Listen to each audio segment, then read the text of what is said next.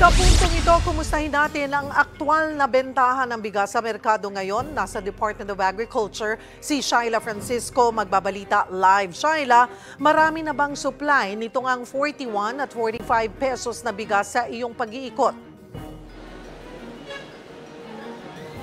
Cheryl, nakaisang linggo na simula ipatupad yung price cap. May makikita pa rin namang 41 pesos at 45 pesos kada kilo na murang bigas na pasok nga doon sa price cap. Ang problema, mabilis daw nauubos itong mga ito dahil mabenta nga, lalo na yung 45 pesos kada kilo na well-milled rice.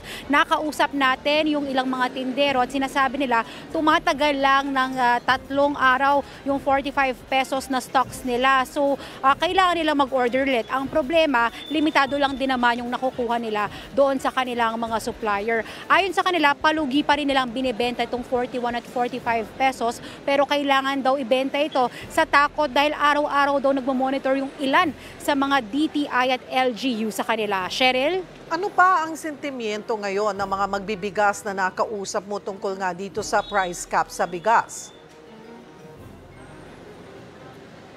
Cheryl, magmula doon sa mga tindero, mamimili at mga rice groups, lahat sila tingin nila hindi epektibo yung naging pagpapatupad ng price cap. Yung nakausap nating mamimili, isang linggo na siya naghahanap doon sa pwesto niya sa Mandaluyong nung 41 at 45. Bagamat may nakikita siyang bihira lang, pero hindi naman ganun kagandahan yung kalidad at hindi naman ganong karami yung pwede niyang bilhin. Yun din yung sinasabi ng mga tindero, kahit naman daw may price cap, kukunti o kontrolado lang yung dumadating na supply sa kanila. Yung ibang bigas naman daw, hindi naman din daw bumababa yung presyo. Kaya nga nananawagan nga yung Federation of Free Farmers or FFF na kung hindi naman talaga epektibo ay itanggalin na lang yung price ceiling. Kasi ang nangyayari, naaapektuhan lalo nito yung mga magsasaka dahil nga kailangan mas mababa yung ibenta sa merkado, mababa rin yung binibiling palay sa kanila. 3 piso na raw yung ibinaba nung farm gate prices nila at malungkot to dahil nga anihan pa ngayon. Cheryl? So doon, so far ay 1 week na nga pinatutupad itong price cap. Ang sinasabi naman, hindi naman ito pangmatagalan na solusyon. Meron na ba tayong balita kung this will take effect until next week lang or it'll take more weeks bago nila i-lift ito?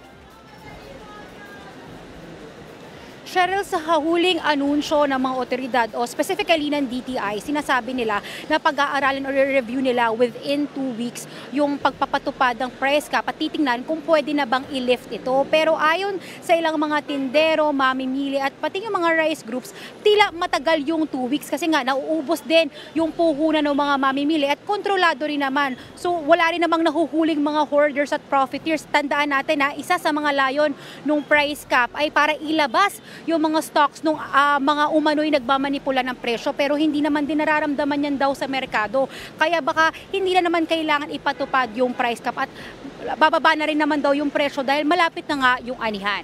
Cheryl? Yung pamahalaan na nagpatupad nito, ano ang kanilang assessment so far doon sa nakalipas na 1 linggo? Nakikita ba nilang effective? Nakikinig din ba sila doon sa mga retailers and iba't ibang grupo na hindi naman nakakatulong o hindi nakatulong itong price cap? Cheryl, ang problema, mailap ngayon yung mga otoridad pag sinusubukan nating kausapin. So wala tayong nakukuhang assessment mula sa kanila at yan yung hinihintay natin ngayon. Pero sa mga unang araw nung nakausap natin sa kanila, sabi nila mga nasa 90% naman daw yung sumusunod sa price cap. Pero yun nga, ang pinopoint out ng mga rice groups, kaya lang naman sumusunod yan kasi sa takot, sa parusa, pero karamihan naman ng mga binibenta nilang mga bigas, mataas pa rin naman yung presyo at hindi bumababa. Cheryl?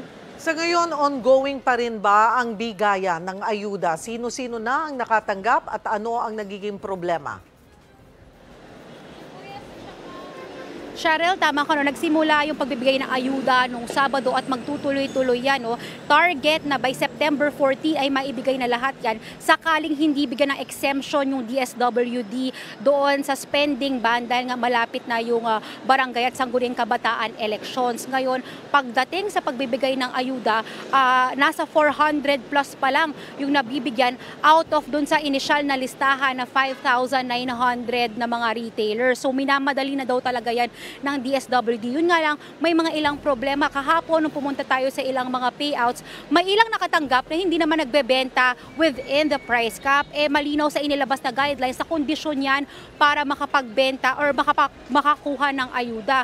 Yung isa namang nirereklamo nung ibang mga retailers, hindi raw sapat yung 15,000 pang puhunan. Baka raw tatagal lang yan ng isang linggo. So yun yung mga inaayos pa sa ngayon. Cheryl? Maraming salamat, Shaila Francisco.